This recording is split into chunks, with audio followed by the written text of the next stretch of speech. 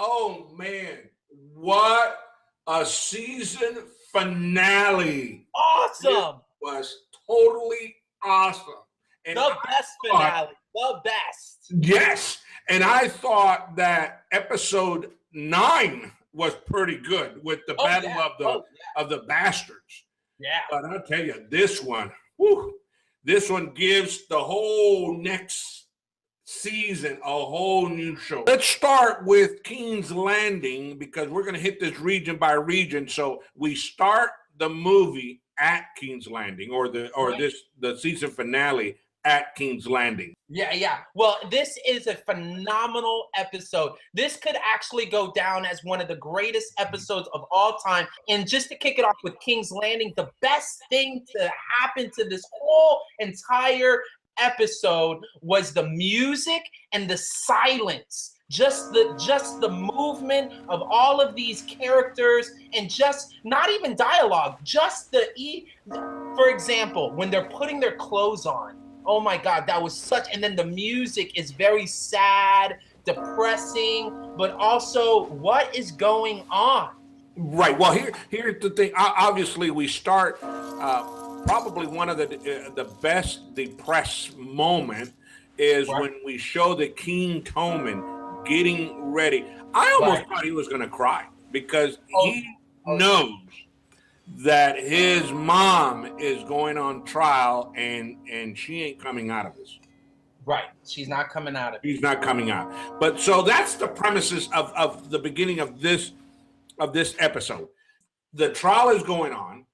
The Cersei is got this big plan to blow up everybody in the church at the same time and do a Godfather killing.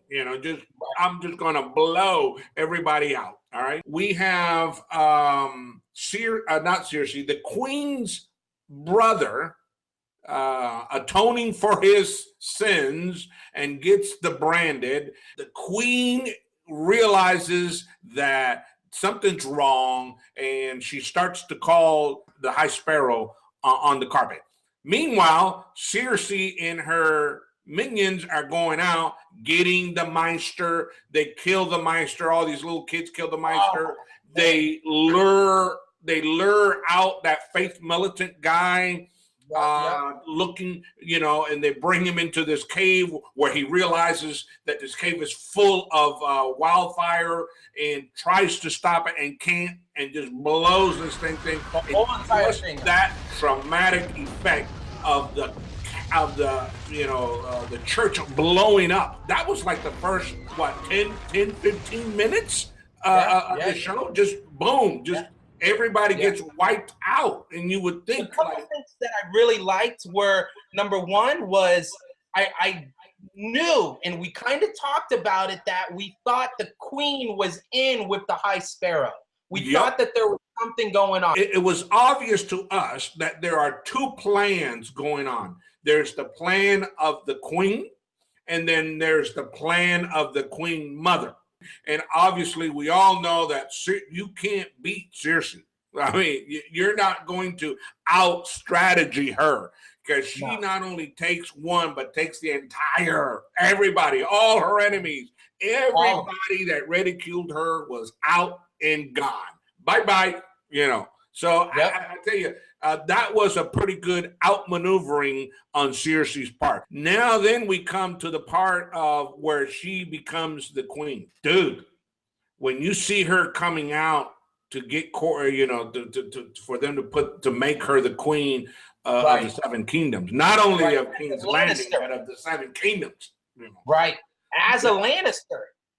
Yeah, that's right. Not as a Baratheon. You're right. As a Lannister. And dude, that is just an awesome feat to see that. And even in Jaime's eyes when he looked at her, and it's like, dude, what have you done? Right. And she's like, Jaime protected my way. Right? Jaime protected this whole entire time. That's why he's the Mad King. He killed a king from doing what she just did, which is blow up the city. Right. Now, she didn't blow up all of the city. She blew up the church. but still, that does not go good with Jamie at all. Right, right. All right. So we now go, in the map of things, we go into Winterfell and we find Jon Snow, King of the North. King of the North. They're making him the King of the North. But just before they get to that, there's a little scuttlebutt between Davos and the Red Lady. Davos was pissed. Woo! He was livid. Right. He wanted Jon Snow to have her executed and killed right then and there. And Jon Snow showed a little mercy. He kicks her out, sends her out to the south, said, go south and don't come back. Then we see Jon Snow with all the cohorts and all the different little kingdoms and families, because they're about to pick a king. And they got their doubts about that. Lyanna girl, man, she is tough. She actually brings all these families together. Yeah. And she starts calling them one by one. Where were you when your father got killed? Blah, blah, blah. The Starks were there. Where were you when the Starks, da, da, da, da, da, da, and where were you? And I mean, just calls them out. One by one. And then they finally end up make him the King of the North. Yeah. And on top of that, we flash back to Bran, who is getting dropped off by Uncle Benji. He sees a face on a tree. He touches his hand on this tree. It morphs him right to the past, which was, 2 episodes ago? Maybe episode 8, episode 7? Yes. Where we were talking about the R plus L equals J. And what do we know? He goes up to the castle. He gets up. He sees his sister laying in the bed, bleeding, dying, and she gives him this baby. And what did you think about that transition from the baby's face to Jon Snow's face? I mean, dude, if you didn't have any idea about what R plus L equals J meant, you knew that baby is Jon Snow, and now it's not Ned Stark's kid. This has nothing to do with Ned Stark at all. He has a little bit of Stark blood because of Lyanna Stark. Right, which is Ned's sister. Right. But you're right. I mean, all this speculation of is Jon Snow a Targaryen or not, or who's the father? All that has been dispelled. We now know that Jon Snow is a Targaryen, has some Stark blood in him. But, dude, he is the rightful owner of the throne of the Seven Kingdoms. Him and the Dragon Queen. Right, that is correct. Over the Dragon Queen. Right. So Jon Snow is over here in a house where all of these different families are like Jon Snow, King of the North, King of the North. We find out that Bran is discovering his real identity with Jon Snow. And now, I mean, we have Arya at River Run? What's going on with Arya? You can't tell me you didn't know that was Arya as that little girl. So let's go over to River Run, and we find Jamie having this party with the Freys, right? Because they just took over Blackfish, and and they're kind of celebrating. Right. And the Freys is kind of having this party and comparing himself with Jamie as a Kingslayer, and that's kind of getting Jamie, out of sync, because Jamie's like, dude, I don't want to even be compared with you at all, because quite honestly, every time something goes wrong, we're the one that comes in here, and we're the one who has to clean up your crap, because you keep losing things and all that. What's the point of having you? What's the point of having you? Exactly. He even tells him exactly. What's the point? And you could tell that he was having, this little conversation. He was a little disturbed about it. But the funny thing is that him and his sidekick, while they're having another little conversation, there's this girl kind of giving them the eye, so to speak, and trying to get their attention. And she was a little cutie, Yeah. The whole thing was that Jamie, it sounds to me he was just so upset and so miffed about this whole issue with the Frey, thinking that he's really all that in a bag of chips, that he doesn't even want to give attention to this little girl. And we come to find out that that girl is somebody we know. I mean, that's somebody that went to school of how to be an assassin, you know? Yes. And we later find out. And has mastered it. Oh, yeah.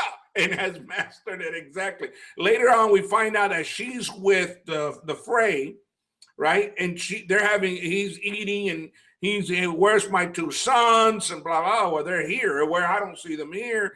And she peels the top of that pie and there's a finger sticking out. And she said, boy, your son's had a hard time. I had to carve him up really good. And he's like, what? And it comes to find out that little girl happens to be Arya. When she pulls her mask off. Oh, man, dude. And then what does she say? She says something like, I wanted you to see the face of a Stark before you die or something like that. Can you imagine if Jamie would have hooked up with her? It wasn't Jamie's time to end. You know, he's got, and obviously after this episode, we know it's not his time. That's for sure. You know, let's make two little jumps. One to Old Town, because I know that you just love to talk about Sam. I mean, I love Sam. So Sam makes it to Old Town. He sees the library that he's been wanting to go to. You see that Sam is taken back. Oh my gosh, this is what I've been wanting. And I think really what Sam is discovering is more about Valyrian steel, the sword that he has, more about the White Walkers, and maybe more about the history behind Jon Snow's family. And the only reason to show Sam going into a library is if he discovers something that no one would have ever found out unless you were in that library. You know, he has to get some magical spell or become a wizard or get some sort of knowledge that he can pass to these guys that will help. Maybe he finds out that Winterfell has a dragon underneath. And they have a dragon. Hey, who knows? Who knows? All right, let's go from Old Town and let's jump right over to Dorne because we're almost wrapping this thing up. So Dorne, I think you laughed last time you laughed like that. It was when I said the Hound is around. So don't laugh if you think there's a dragon underneath Winterfell and it's Jon Snow's dragon. All right, that dragon is going to come into our show. We're going to go to Dorne. Let's go to Dorne. Dude, what about the grandmothers? Mama Tyrell don't mess around. You know? Don't mess around. Don't mess around with her. Here's a woman that is out for vengeance. Dude, they just wiped out just all the Tyrells, all, you know, the entire place. And so she's out to get vengeance. And she forms an alliance with the Dorne folks, with the Martells, all right? They're the ones that running Dorne. And the Martells and the Tyrells get together and form an alliance. And then to cement that alliance, we find another dude that was traveling from Marine coming in, and it's the Varys, is it? I believe his name is Varys, the ball-headed monk. From there, we jump over to Marine. And we find Marine, we find that the Queen of Dragon is ready to go. In fact, it's not that they're ready to go. They are in their path coming over. I mean. Right, and just a couple things before she gets on the water, the big one is she cut out Dario, her boyfriend. And then, you and I had to talk about the moment that Danny or Khaleesi went and had that moment with the imp, with Tyron, and handing him that pin. Oh man. Dude, yeah, that was pretty awesome. So now we got the queen has the most powerful hand in the world, as the most powerful army in the world, because mind you, they got the Greyjoys as well, right? And the other armies, the Baratheons, got all the ships and 3 huge dragons. Dude, this is absolutely awesome, and I don't know if I can wait this long to wait for season 8 to come along, or season 7 to come along, so we can see this war. Well, listen, we can't end this show without thanking our viewers and our fans of season 6. This is our first year of doing this recap and summary, and we just want to thank them all for coming in and watching our show and getting in. I have gotten a lot of comments from messages, people on my side of the world of how much they liked it and so forth. So I know you have too, right? And again, thank you so much. We've gotten comments, messages of people saying, "What's next? Man, you guys are the oracle of Game of Thrones." It's very. This was just for me and you, Dad, and we end up finding out people like to watch it.